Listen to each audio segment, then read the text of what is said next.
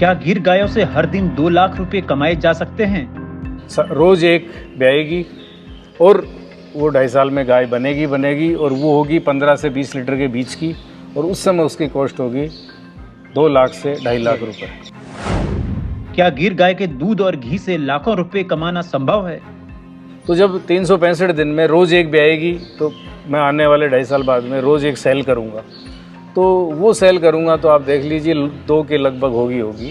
तो इसके ऊपर मैं काम कर रहा हूँ कि फ्यूचर में रोज़ एक ब्याएगी, रोज़ एक बेचूंगा वो 2 लाख से कम के उस समय तक 2 लाख से प्लस होगी। लाखों की ऑडी कार से चलने वाला ये शख्स कैसे सफलतापूर्वक चलाता है 200 से ज्यादा गिर गायों की गौशाला?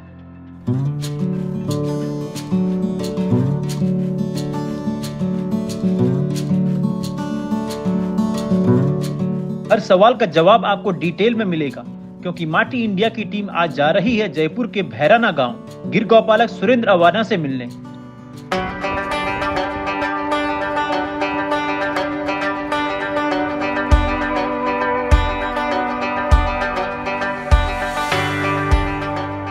चिलचिलाती धूप में नोएडा से जयपुर पहुंचना मुश्किल जरूर था, लेकिन एक सफल गौपालक से मिलने के लिए 45 डिग्री की गर्मी के बीच लू के थपेड़ों को सहना ही पड़ा। आखिरकार 5.5 घंटे के सफर के बाद माटी इंडिया पहुंच ही गया सुरेंद्र अवाना जी के फार्म पर। यहां आकर पता चला वो गिर गौपालन ही नहीं, ऑर्गेनिक फार्मिंग, कंपोस्ट फैक्ट्री, मछली पालन, गोट फार्मिंग जैसे हर वो काम करते हैं जिनके बारे में एक इंसान सिर्फ सोचता रह जाता है। सुबह सुबह गर्मी बहुत थी। हमने कुछ देर अवाना जी का इंतजार किया। आखिरकार वो लाखों की ऑडी कार चलाते हुए फार्म में दाखिल हो गए। ऐसी ऑडी कार जिसमें आम गौपालक बैठने से पहले 100 बार सोचेगा। ऐसी लग्जरी कार जिसे अपना बनाना हर किसी का सपना होता है। अवाना जी गाड़ी से उतरे और सीधे गायों के बीच चल दिए। मैं सुरेंद्र अवाना आज माटी इंडिया पे आया हूँ और आप बहुत ही ज्ञानवर्धक और नॉलेज वाला एपिसोड देखेंगे।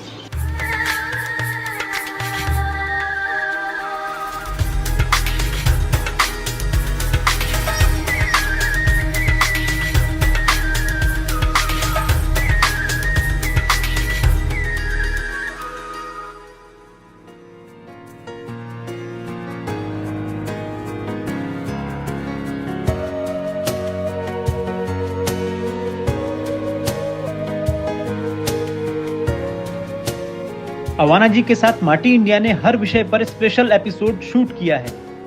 पहला एपिसोड गिर गौपालन पर बना है। सुरेंद्र अवाना जी से बातचीत शुरू करें उससे पहले माटी इंडिया आपसे कहेगा अंत तक इस एपिसोड को देखें। अगर पसंद आए तो लाइक एवं शेयर करें। अगर आप पहली बार माटी इंडिया पर आए हैं तो चैनल को सब्सक्राइब कर बेल आइकन भी दबाएं। तो शुरू करते हैं आज की बातचीत का सिलसिला। जय गौ माता, जय गोपाल। आप लोग कैसे हैं? उम्मीद करता हूँ बहुत अच्छे होंगे। तो आज मैं जयपुर में सुरेंद्र अवाना जी के गिर फार्म में पहुँच चुका हूँ।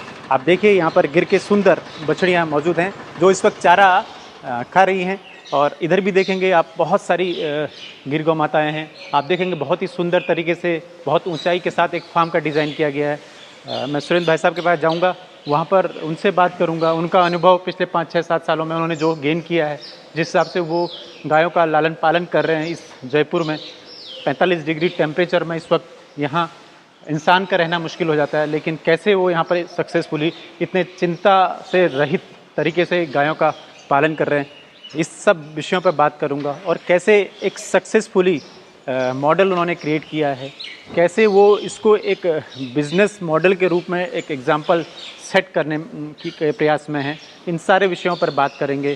तो आप तो पिछले 5-7 साल से मैंने सुना है गाय गिर पर काम कर रहे हैं।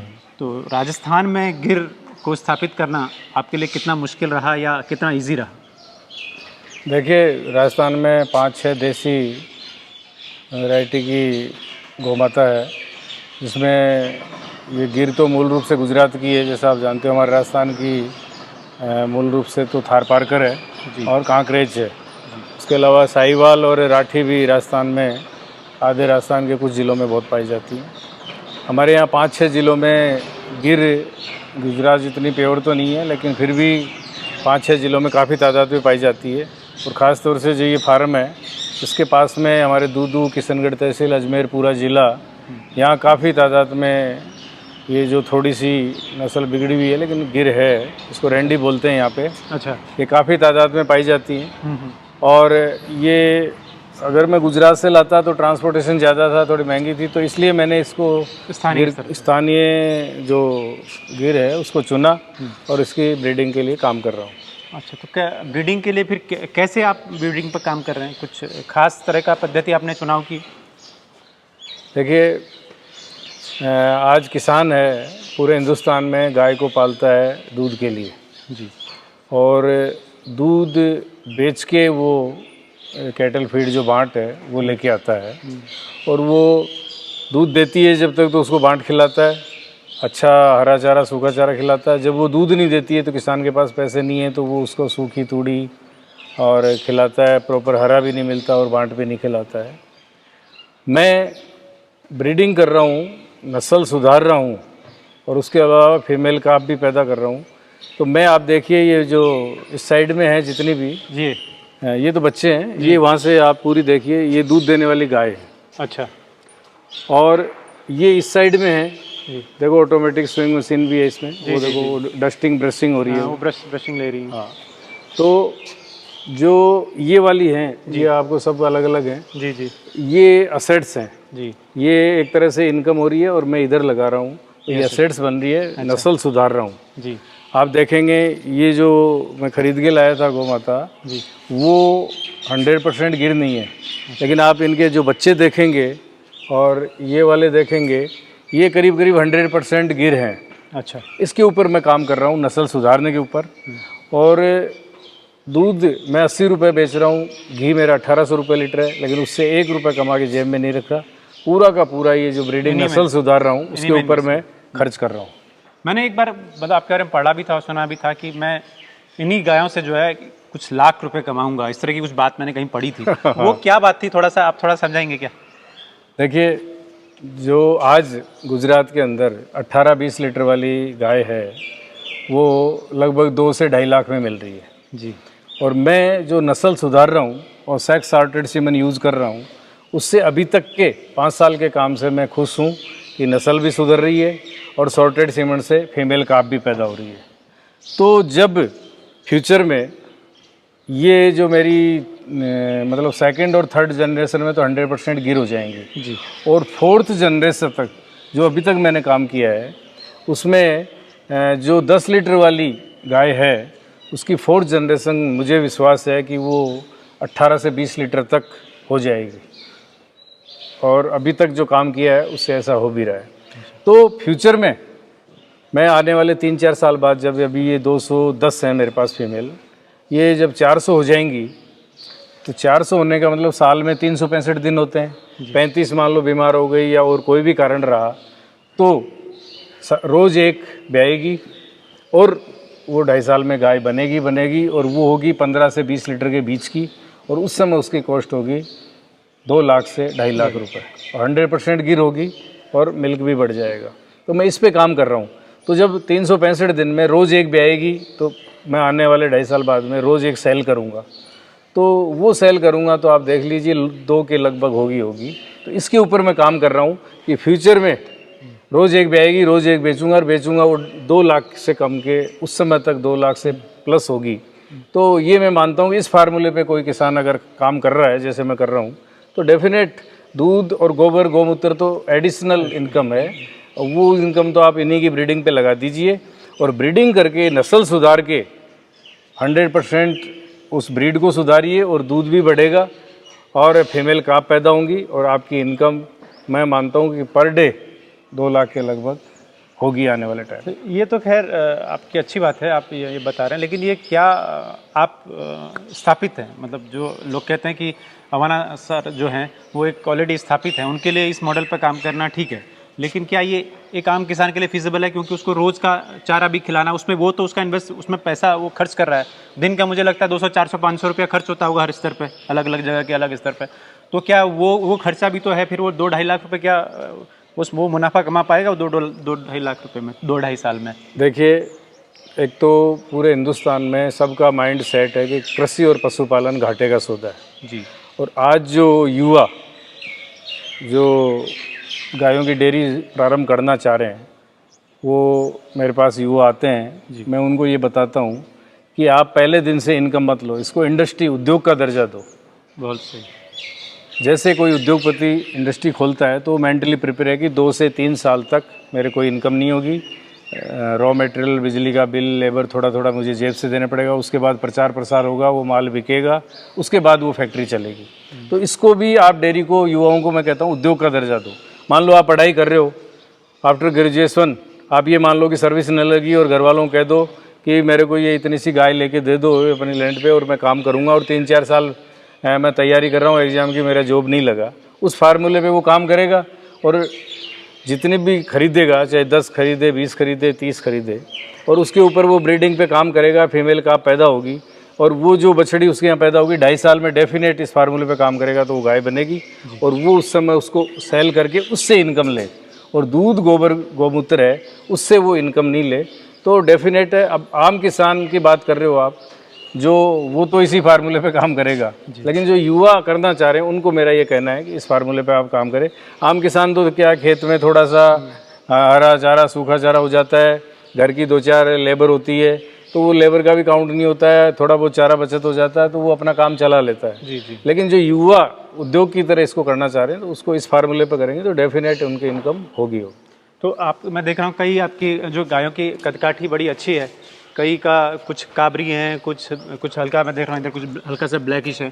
तो ये इनकी क्या कोई कुछ लिली टाइप दिख रही हैं, तो क्या सबकी दूध देने की क्वालिटी अलग है या कैपेसिटी अलग है, ऐसा कुछ आपने अनुभव किया है? नहीं, दूध का तो ऐसा कुछ नहीं है अलग, लेकिन ब्रीड, ये नस्ल जैसे गुजरात का अलग अलग एरिया है, उस एरिया में कुछ में ये पूरी रेड है, कुछ आधी रेड और ये थोड़ा स्पॉट होते हैं, कुछ ये देखिए आप, ये जुगाली कर रही है, ये मेरे यहीं की पैदा हुई बछड़ी है ये, और वो लीलड़ी है ये सामने। हाँ बैठी हुई। तो ये तो देखो मेल और फीमेल दोनों का होगा, उससे बच्चा पे क्या आएगा, जैसे हमारे ह्यूमन में भी है ये कलर थोड़ा बहुत हाइट वो चेंज हो जाएगी, वो है। लेकिन जो हम गाय को दोष देते हैं कि ये 2 लीटर वाली है, ये 4 लीटर वाली है, इस तरह की, ये गाय का कोई दोष नहीं है इसमें हमारा दोष है। किसान गरीब है, वो दूध बेच के बांट लाता है तो ब्रीडिंग नस्ल सुधार नहीं सकता, सरकारों के पास टाइम नहीं है। अभी तो फिर भी भारत सरकार ने सॉर्टेड सीमन की परमिशन दी है, हमारे स्टेट गवर्नमेंट में भी कुछ 2-3 योजनाएं हैं तो उस पर काम हो रहा है, लेकिन फिर भी इसके रिजल्ट नहीं आ रहे, आएंगे तो टाइम लगेगा इसमें। लेकिन अगर किसान पहले दिन से अगर युवा इसको इंडस्ट्री की तरह करता है तो 4-5 कारण है कि जैसे मेरा कहना है कि गाय का कोई दोष नहीं है, 2 लीटर वाली और हीट में नहीं आना, रिपीट होना, शरीर बाहर आना, 4 महीने ही दूध देना, ये गाय का दोष नहीं है। मैं हमेशा ये उदाहरण देता हूँ कि जैसे हमारे बहन बेटी प्रेग्नेंट होती है तो लेडी डॉक्टर नहीं कहती है कि इनको हरी पत्तेदार सब्जी खिलाओ, इनको थोड़ा बहुत फल फ्रूट जूस भी दो और एक्सरसाइज करो और खुश रहो, ताकि जो पेट में बच्चा पल रहा है वो अच्छा हेल्दी पैदा होगा, कुपोषण का शिकार नहीं होगा। ये फॉर्मूला गायों पे लागू होता है। जब किसान की गाय दूध देती है तब तो बांट ला के बांट खिलाता है, और लास्ट के जब 60-70 दिन गाय ब्याने वाली होती है, दूध नहीं देती है, तो वो उसको बांट नहीं खिलाता जब सबसे ज़्यादा जरूरत है। और उसी समय जो पेट में अगर बछड़ी पल रही है उस समय उसको डाइट चाहिए, अब वो किसान खिला नहीं पा रहा, उसकी मजबूरी है। और उसके बाद जब वो बछड़ी पैदा हो जाएगी तब किसान को दूध का लालच रहता है, वो 100-200 ग्राम पिलाएगा और उसको तो अलग बांध देगा और उसका दोहन करेगा। तो जब वो बछड़ी पेट में थी तब भी उसको डाइट नहीं मिली, जब बाहर आ गई तो भी डाइट नहीं मिली। फिर हम उम्मीद करते हैं कि 2 लीटर दूध क्यों देती है, ये 2-4 महीने क्यों देती है, ये हीट में क्यों नहीं आ रही, आ गई तो रिपीट क्यों हो रही है, शरीर बाहर क्यों आ रहा है। ये सब कुपोषण की निशानी है। इसलिए ये किसान का भी दोष नहीं है, थोड़ा बहुत सरकारों का भी नहीं है, लेकिन इस फार्मूले पे, मेरे वाले पे अगर काम करेंगे तो डेफिनेट जो अभी सरकार से सॉर्टेड सीमन आ गया उस पर काम करो, अच्छे बुलों का आ रहा है वो लगाओ, तो आपका ब्रीड भी सुधरेगी और दूध भी बढ़ेगा, ये मेरा विश्वास। आप इसी उस पर काम मैं इसी फार्मूले पे काम कर रहा हूँ, सॉर्टेड। और अभी तक मैं आपको जो बता रहा हूँ वो कोई टीवी में या वेटनरी साइंस की बातें वो नहीं बता रहा। अभी तक जो मैंने प्रैक्टिकल में काम किया है और मेरे सामने जो चैलेंज आए और मैंने उनको स्वीकार किया है, विज्ञान को माना है, और मानने के बाद जो रिजल्ट आए हैं उसके आधार पे मैं आपको बता रहा हूँ। अभी जैसे एनडीडीबी ने 26 नवंबर 21 को मुझे गोपाल रत्न दिया जी जी जी और राजस्थान को गोपाल रत्न पहली बार मिला। जी। तो गोपाल रत्न देने का मतलब, वहाँ जाके जब मैं पुरस्कार लेने गया तब मुझे पता लगा कि 4401 नॉमिनी थे ऑल इंडिया से, और वो जो एक उनका फॉर्म था उसमें मेरे 100 में से 100 नंबर, यानी मुझे ऐसे लगा वो पेपर मेरे लिए ही बना है। तो वो फॉर्म भरने के बाद एनडीडीबी के यहाँ से एक फिजिकल वेरिफिकेशन की टीम आई। उन्होंने देखा कि बताइए आप कि आपकी ये देसी नस्ल की गाय हैं, गिर हैं, सॉर्टेड सीमन से बछड़ियाँ पैदा हो रही हैं, फिर आपने 22 तरह का बहुवर्षीय चारा लगा रखा है, गोबर गोमूत्र से क्या कर रहे हो, पानी कितना बचाया, ये 4-5 चीज़ों पे फिजिकल वेरिफिकेशन हुआ। फिर एक उन्होंने टीवी वाली टीम आई, वो शूट करके लगी पूरा फार्म। फिर वो कमेटी बैठ के जब देखी कि हाँ ये इनका फॉर्म भरा है, ये सारी सच्चाई है।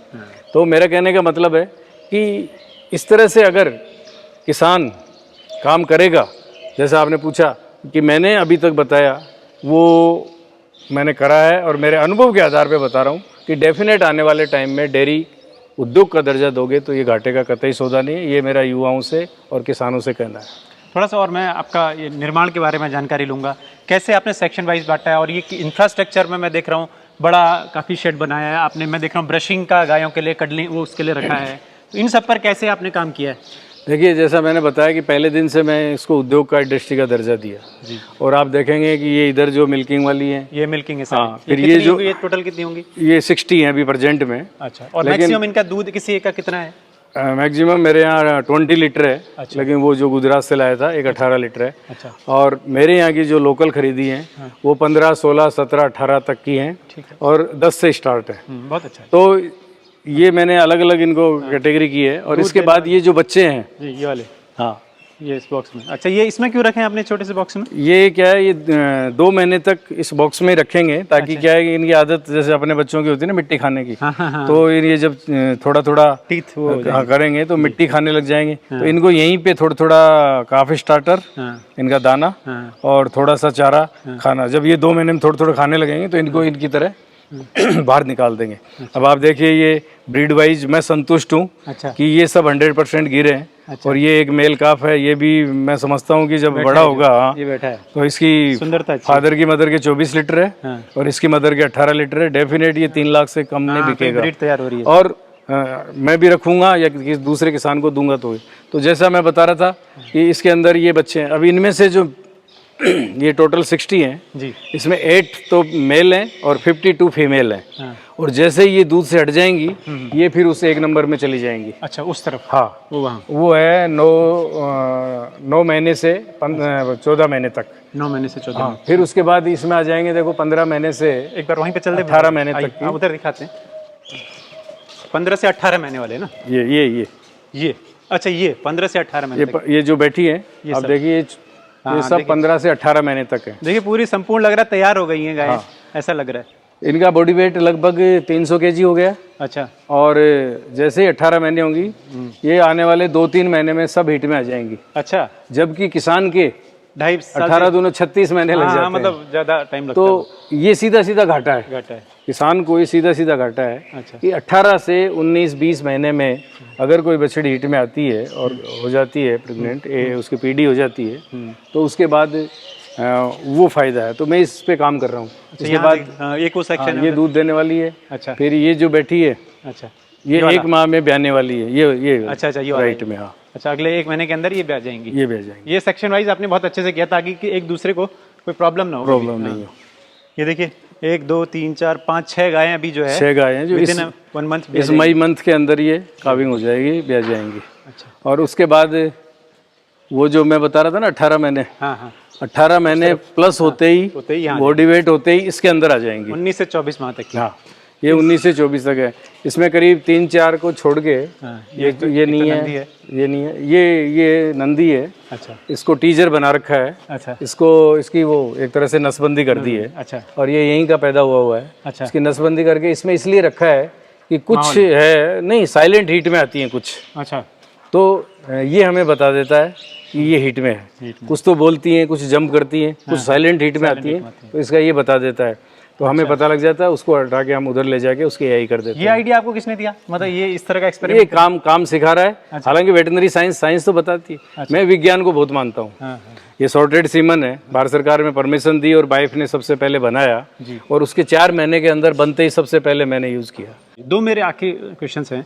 एक तो आप चारे की आपने कहा कि बहुत तरह का चारा है, तो कौन कौन सा चारा आप खिलाते हैं, मतलब वो चारे के बारे में थोड़ा सा बताओ। वो आप शूट कर लेना, बाहर लिस्ट लगा रखी है। अच्छा, इसमें 2-3 तरह के नहीं है। अच्छा जैसे नीम है, अर्डू है, सेंजना है, सैतूत है, पिलकन है, अच्छा। जामुन है, सूबबूल है, और 10-12 तरह का नेपियर है, रेंज का 3 ईयर वाला है।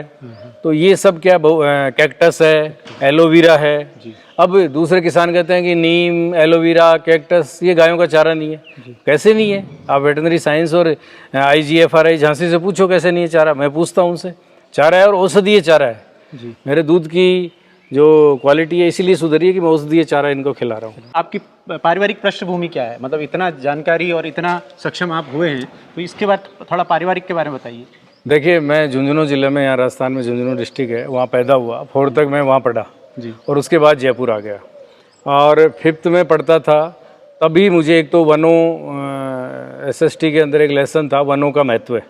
तो तब से ही मुझे एक तो पेड़ पौधों से लगा हुआ कि ये ऑक्सीजन छाया ही नहीं देते, हमें इतनी चीज़ें देते हैं। तो तब से मेरे को लगन थी कि मैं रोज पेड़ लगाऊंगा। लेकिन पहले मैं बारिश में पेड़ लगाता था। 1 जुलाई 10 से मैं रेगुलर एक पेड़ लगाता हूँ। आज भी एक आपसे भी लगवाऊंगा। और मई जून में और -5 में टेम्परेचर में जो पेड़ लगाता हूँ उनको ज़िंदा रखता हूँ, वो भी आपको दिखाऊंगा ज़िंदा है। तो एक तो ये बचपन से पेड़ लगाने का शौक़ था। 5वीं क्लास में मैं छुट्टियों अगस्त के जून एंड में जब वहाँ गया झुंझुनू छुट्टियों में, तो मैंने ऊँट से बाजरा बीज दिया था। और अगस्त में वापस गया कि मैंने जो बाजरा बीजा था कैसा उगा है। यानी पेड़ पौधे, प्रकृति और एक कृषि पशुपालन का बचपन से लगाव था। लेकिन कुछ मजबूरियां थी कि आज ये घाटे का सौदा है। तो मैं भी समझता कि ज़्यादा इनकम नहीं होगी तो मेरी अच्छी जगह शादी नहीं होगी, मेरे बच्चे होंगे, बच्चों की एजुकेशन नहीं होगी, उनकी शादी नहीं होगी। ये सब यार हिंदुस्तानी का माइंड सेट है। लेकिन मैं 1 जुलाई से जैसे पेड़ भी लगा रहा हूँ। और फिर जब 55 का हो गया और मेरे जो इंस्टीट्यूट हैं, एक बेटा एक बेटी दोनों की शादी कर दी और बेटा और बहू को मैंने इंस्टीट्यूट संभला दिए। उसके बाद अब 5 साल पहले 55 का मैं था, अभी 30 मार्च को 60 का हो गया मैं। लगता नहीं है। 5 साल में मेरे हमेशा, आप देखिए हिंदुस्तान में 5 साल के बच्चे से 90 साल का आदमी अपने मन पसंद का काम नहीं कर रहा, और मैं भी नहीं कर पाया। लेकिन जब मैं फ्री हो गया तब मैंने ठान ली। मेरी सब लोगों ने हवा निकाली, मेरी धर्मपत्नी ने, मदर फादर, मेरे रिलेटिव, दोस्तों ने कहा पागल है, वहाँ कुछ नहीं है। और आज देखिए मैं पहले दिन से खुश हूँ और मैं कॉन्फिडेंट था कि ये करके दिखाऊंगा। तो आज माटी इंडिया पर आपने देखा अवानाथ जी ने बहुत जानकारी दी है, और मुझे लगता है कृषि के क्षेत्र में, गौपालन के क्षेत्र में इनके ये अनुभव बहुत लोगों के काम आएंगे, युवाओं के काम आएंगे। तो बहुत बहुत धन्यवाद सर आपका माटी इंडिया को समय देने के लिए। आप भी इतनी दूर पधारे। इस आज टेम्परेचर मेरे 42 है। 42 अभी है, अभी दिन में तो 45 हो जाएगा। आप आए, बहुत बहुत धन्यवाद। Thank you.